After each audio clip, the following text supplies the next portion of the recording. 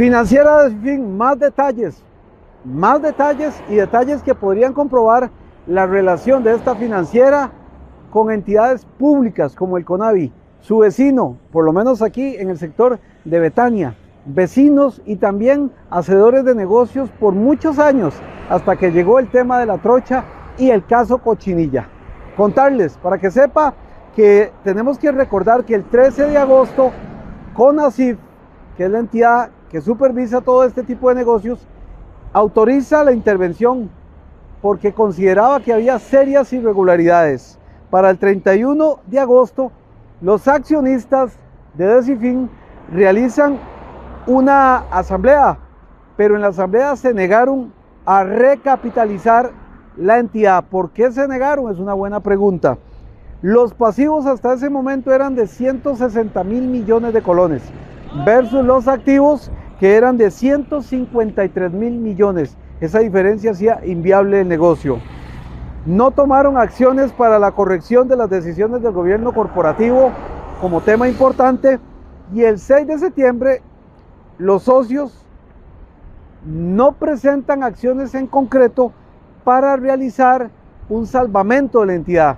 Se habló de un socio que iba a aportar entre 20 y 30 millones de dólares, pero nunca apareció. Esa persona no apareció. El 27 de septiembre realizan la asamblea de socios, pero no presentó soluciones alternativas. Era ya inviable el asunto, era una crónica de una muerte anunciada. Para el 9 de octubre, CONACYT rechaza recursos porque los socios habían dicho que la intervención estaba mal fundamentada, pero CONACYT le dice: no señores, está bien fundamentada. La pérdida total del patrimonio, se perdió todo el patrimonio, y además llegaron a tener un faltante de 6.704 millones, es decir, 158% de pérdida del patrimonio. La cartera de créditos llegó a establecerse en, óigame bien, una suma astronómica, por encima de los 1.000 millones de colones. Y un deterioro de la cartera crediticia y la calificación más alta. El riesgo más inminente era de 8, era lo máximo, y había muchos clientes en esa categoría. Sin embargo, la gente de Decifin los había recalificado en categorías 1, 2, 4 y 5 para poder sostener, como dicen popularmente, el negocio. No había cobertura de previsiones laborales. De hecho, los trabajadores de Decifin están viendo a ver qué pasa, porque no hay previsiones de alcance laboral, como preaviso, cómo pagarles cesantía, cómo pagarles las vacaciones, nada de eso. Y además se descubrió algo importante, que Decifin aceptaba facturas como garantía a préstamos. Y aquí se viene lo interesante, porque uno de los negocios más importantes que tenía Decifin era el negocio del factoreo. Al frente quedaba, de hecho, la cámara de factoreo. Y entonces uno se preguntaba, CONAVI, Decifin, cámara de factoreo.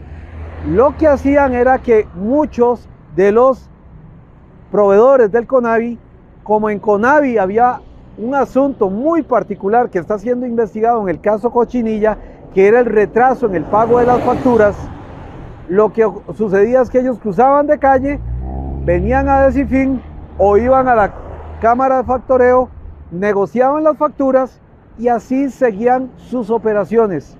Lamentablemente, Decifin muchas veces, y de acuerdo con el informe de CONACYT, por ejemplo, había 46 operaciones de crédito vencidas y sin posibilidad de honrar la deuda por un monto de 692 millones de colones, un platal.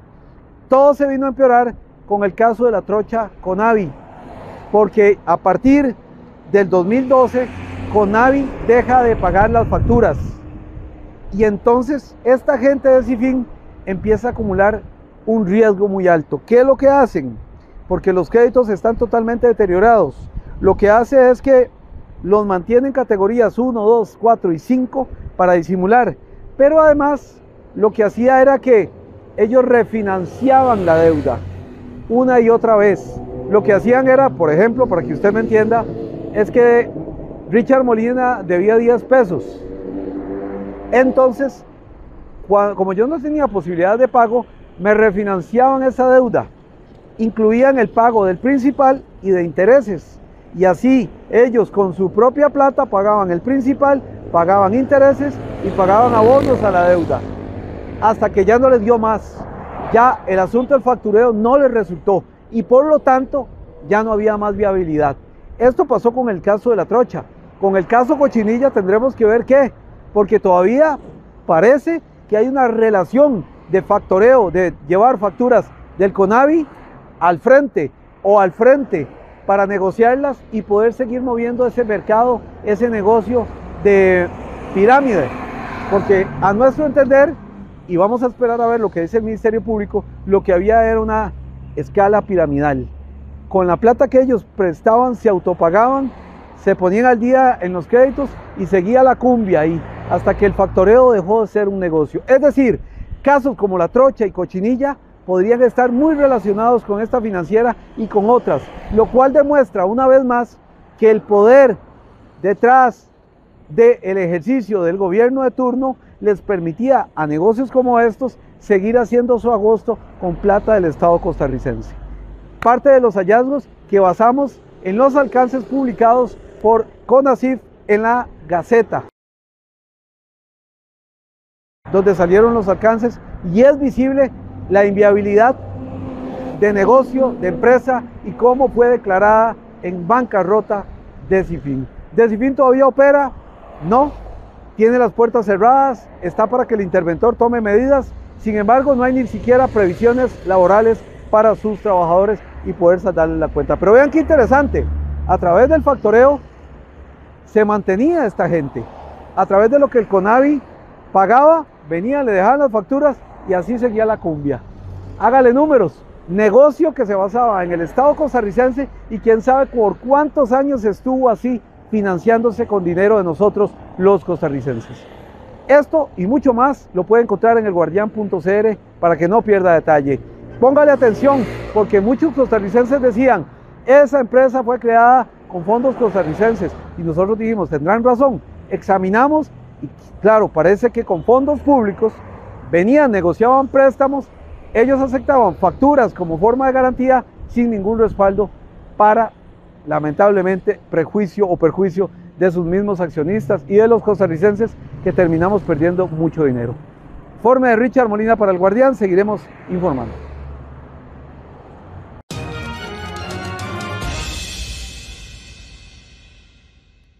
Junta de Protección Social. Jugar responsablemente, jugar para hacer el bien. Existen muchos planes. El mío es el más importante. Las metas existen. La mía es la más importante. Unite a Lina y cursa alguno de nuestros programas educativos que te harán tener la mejor oportunidad para la vida. En el Instituto Nacional de Aprendizaje desarrollamos tus competencias y capacidades para la empleabilidad y empresariedad. Más información al teléfono 2210 6000.